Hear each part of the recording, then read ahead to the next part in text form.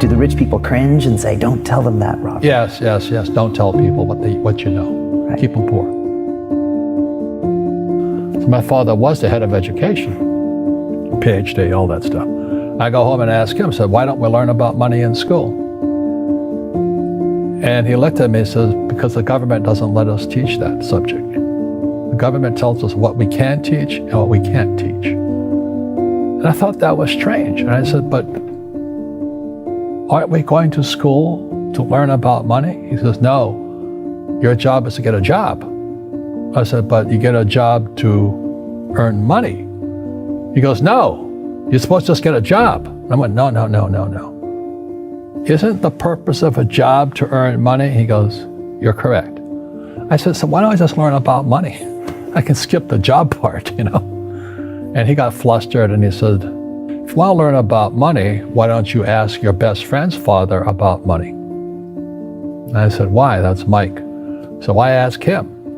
He says, because Mike's father is an entrepreneur. And I said, what are you? He says, I'm an employee. I'm a government employee. And I went, oh, what's the difference? He says, the difference is an entrepreneur must know about money, or they're no longer entrepreneurs.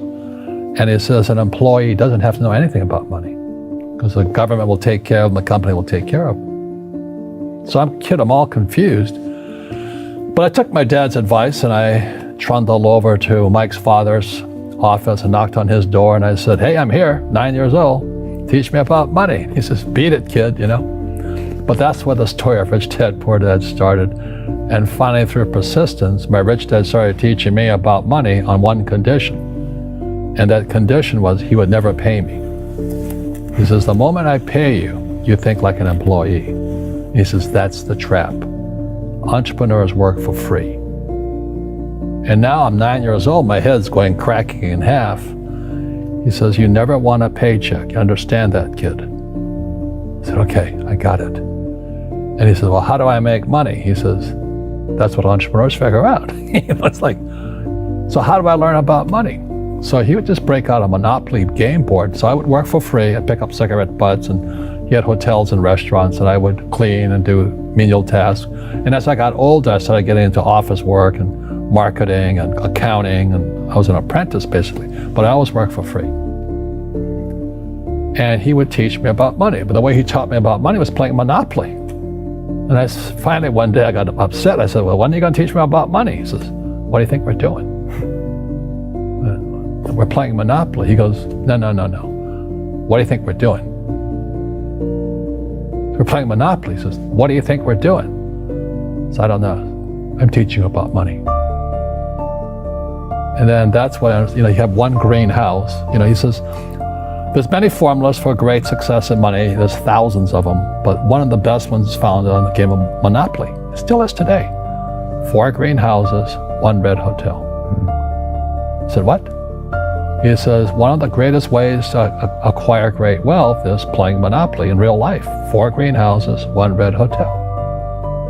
Well, is that all there is? He goes, that's it. And he says, what do you think I'm doing? And I went, I don't know. So then he took me out and he showed me his greenhouses. And 10 years later, when I was 19, I was now in school in New York, and I come back to Hawaii, and Rich Dad had bought the biggest piece of land smack dab in the middle of Waikiki Beach. And when you go to Waikiki Beach today, you'll see the Hyatt Regency Hotel. That was his hotel. Just like the game of Monopoly. Just like the game of Monopoly. Acquired assets, and they became bigger assets. He just kept what's called an assemblage, because that property wasn't that big at the time, so he had to buy out all the small guys. Because Waikiki was a little dirtwater little town. So he'd buy out this shop owner and buy that shop owner. And it took him a while, but he finally assembled this large piece of property. And then he and Hyatt put up this giant hotel. It just sold for $800 million. So that's how I learned about money.